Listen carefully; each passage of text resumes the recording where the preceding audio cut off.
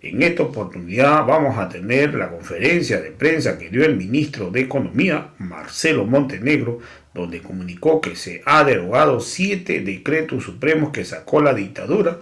Estos decretos supremos solamente beneficiaban pues, a un sector, prácticamente a la gente de Yanin Áñez, pero también dijeron claramente que este decreto supremo, a pesar que beneficiaba a un sector, afectaba a la gran mayoría y a la economía de todos los bolivianos. Por lo tanto, se ha derogado, que era necesario realizarlo, mencionó el ministro de Economía, Marcelo Montenegro. Vamos a escuchar en la conferencia de prensa que dio el día de hoy. Estamos en vivo para COTV, donde habla el ministro de Economía y Finanzas Públicas, Marcelo Montenegro, acerca de los decretos económicos que ya se realizaron la jornada pasada. Escuchemos las declaraciones. En primer lugar, tengan todos muy buenas tardes, amigos de la prensa, al viceministro del Tesoro, Sergio Cusicanqui. El día de ayer se han abrogado una serie de decretos supremos que en el fondo estaban obstaculizando el normal funcionamiento de las medidas económicas que queremos implementar, ¿no? Entonces, estos decretos han sido promulgados por el Poder Ejecutivo y tienen la finalidad de normalizar y poder tener un orden legal, la aplicación de nuestros próximos decretos que vamos a sacar y leyes también, fundamentalmente decretos. Adicionalmente, hemos sacado 2 decretos para compensar el ajuste del pago de compensación de cotizaciones y del sistema de reparto. Un primer decreto supremo en ese término ha permitido hacer un ajuste adicional al de la variación porcentual de UFBs para el pago de compensación de cotizaciones. La variación porcentual de la UFB fue de 1,7946%, y el adicional para el pago de compensación de cotizaciones de 1,59, llegando a una variación porcentual total de 3,3846%, de manera tal que el ajuste anual para la presente gestión 2020 para los compañeros jubilados en el sistema de compensación de cotizaciones es de ese monto, 3,3846%, un total de beneficiarios de 125.788 personas beneficiarias en planilla y el monto de la planilla de 229.4 millones de bolivianos, generando un ajuste adicional de 46.8 millones de bolivianos. Para las rentas del sistema de reparto, de igual manera, ha habido la variación porcentual del OFB, que es un dato fijo de 1,7946 para esta gestión, y un adicional de 1,59, generando también una variación porcentual de 3,3846, ¿no? Generando un monto mensual a distribuir de 5.8 millones de bolivianos y el monto total a distribuir en términos anuales de 143.8 millones de bolivianos. Total de rentistas titulares 59.063 titulares, derechohabientes 35.112 y el total 94.175. Entonces estamos cumpliendo con el ajuste que por normativa tiene que hacerse cada año y para esta gestión 2020 ya la habríamos realizado. En relación a la abrogación de los decretos supremos que les comentaba, se ha abrogado el día de ayer el decreto supremo 4272,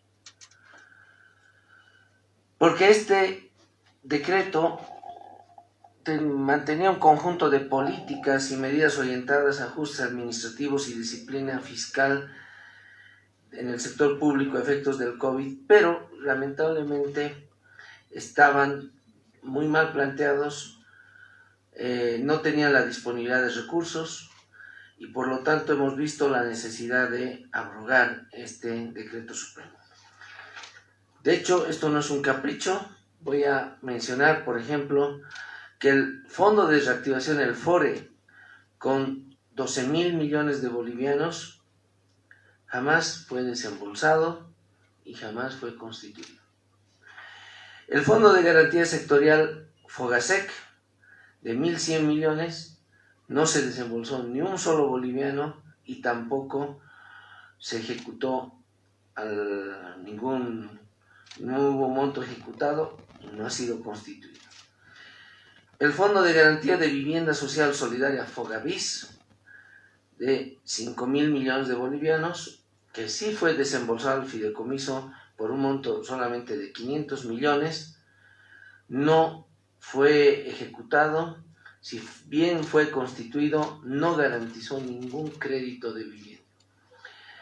Esa es la característica de las medidas que tenía el Decreto Supremo 4272, que nosotros hemos establecido que no tenía ningún sentido que sigan presentes y no han funcionado, y nosotros vamos a ir elaborando otra normativa que tenga sentido para la reactivación económica del país. Adicionalmente, se ha abrogado el Decreto Supremo 4198, 4211 y 4298, que establecían una serie de medidas tributarias basadas en la urgencia y de manera temporal por el brote del coronavirus, pero que le han significado ya al erario nacional un sacrificio fiscal muy grande. Por ejemplo, el diferimiento del IUE, aplicado para los conceptos de acreditación del IUE por el pago del IT, deduciendo el IVA por 113 millones, a la fecha se estima que ya nos ha generado un sacrificio fiscal de 160 millones de bolivianos al mes de noviembre. Asimismo, el nuevo diferimiento del pago del IUE a diciembre de 2019 ya generó una deuda tributaria de 1.594 millones de bolivianos. Esta es una de las explicaciones por las cuales el déficit fiscal se ha ampliado en el gobierno de facto. También mediante el Decreto Supremo 4211 se estableció un diferimiento temporal en el gravamen arancelario GA para la importación de trigo de partida arancelaria 10.01 con un sacrificio fiscal de 4 millones de bolivianos. Adicionalmente, el Decreto Supremo 4298, que preveía unos incentivos tributarios para la reactivación económica y que todavía no tienen un impacto significativo en la actividad económica. Al respecto, ha generado una acreditación de 50% de aportes patronales en pago en cuenta al IVA y ha significado ya un sacrificio fiscal de 160 millones de bolivianos. Asimismo, con el diferimiento del pago del IUE de este año, se ha generado una deuda tributaria de 525 millones de bolivianos por la otorgación de facilidades de pago en el gravamen arancelario, tributos pendientes que alcanzó a 68 bolivianos, haciendo un total a noviembre de 2020 de 593 millones de bolivianos.